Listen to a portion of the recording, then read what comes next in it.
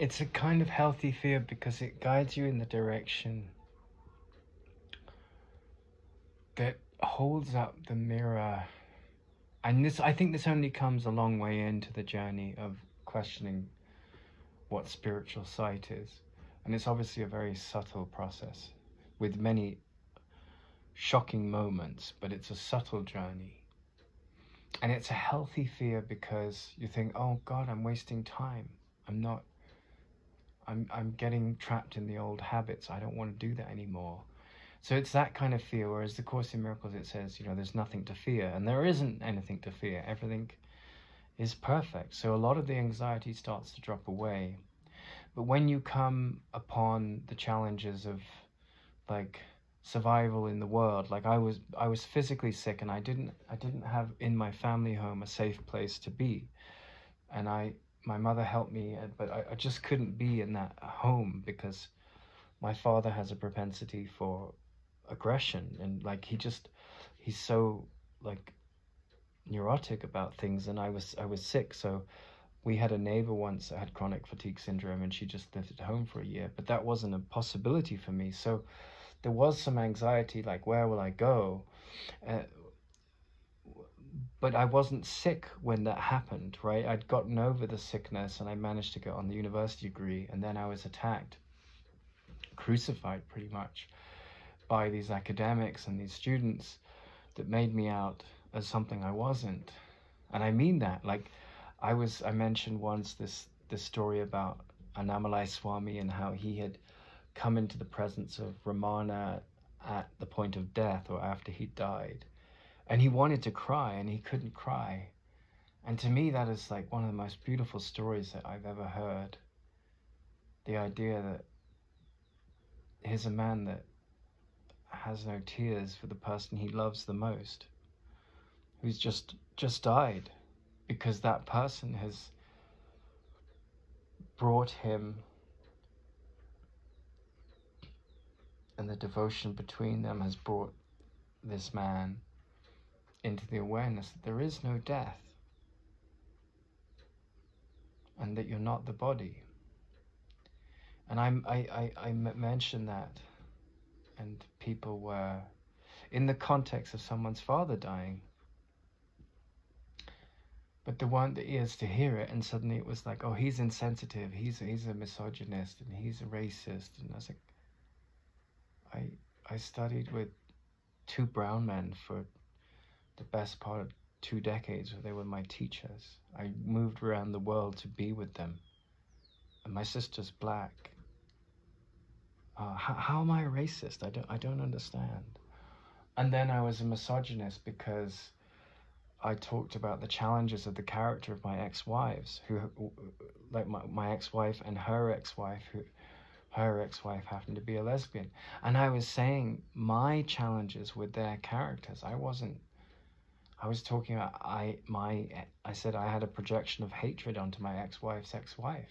I did. It was a horrible thing. But I didn't go out and push it onto her. I went 500 miles away to process it. She was my scapegoat in my ego mind, and I talked about that.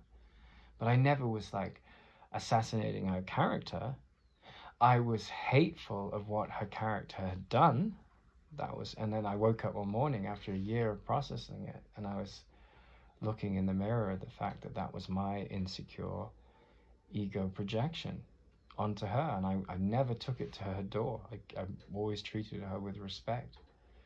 So I owned that my projection, which is a very human projection. If you go through a divorce as a woman and part of your soul, in inverted commas, hates a man,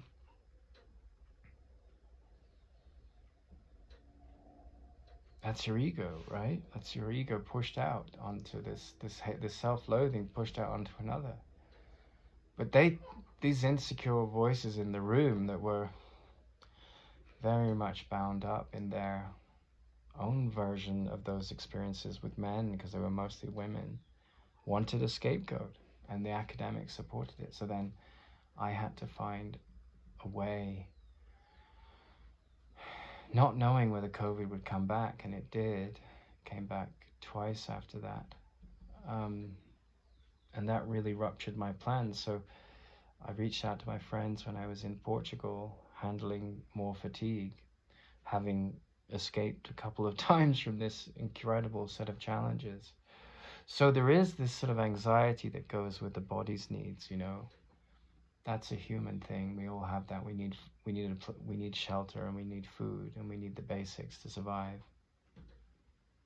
But I was, as I see it, I was being pushed down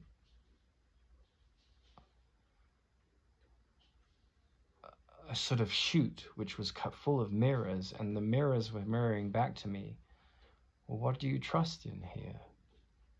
And I basically flew to Canada originally, and then I flew to Colombia, and I took a bus across Colombia, and I got to Ecuador, and I thought, I am utterly insane. I'm not, like, because Viktor Frankl, the guy that was in the concentration camps, he said, you know, an abnormal reaction to abnormal abusive behavior is normal, and it is, because like you're being treated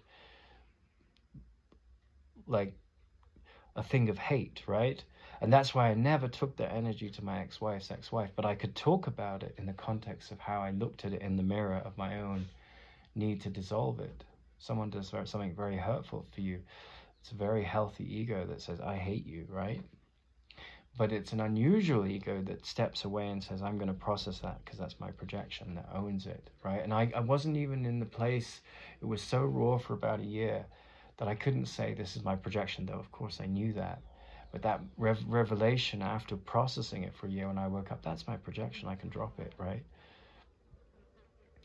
But yeah, I walked into this field, and I met a man. And I said, look, I need a place to stay. I've got a lot to process. And the door opened. That's where I'm sitting now, you know. And when I didn't know how to handle the repetition of this COVID issue, and I'm not going to get involved in all the conspiracy theories about the vaccine. I've had one and a booster and all of that.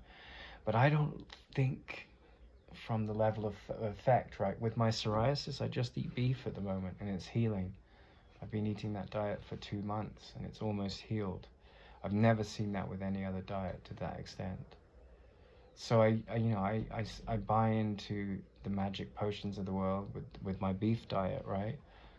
And I eat a lot of fat, and you know, I study what doctors say on that are studying ketogenic diets, and that works for me. That's, you know, there's nothing to fear, but we need our idiosyncrasies to handle the illusions we haven't brought up to the surface yet. But in the background, I'm living at the level of cause, and I've come to that kicking and screaming because there's always resistance in the ego to its annihilation, right? And annihilation is a dark word. That's why I love the metaphor of Anados, the story of this character in George MacDonald's Fantastes. This grip of the shadow of doom and death and pain and heartlessness and lack of contentness dwindles the more you practice giving up attachments to the beliefs that you're a victim of the world you see.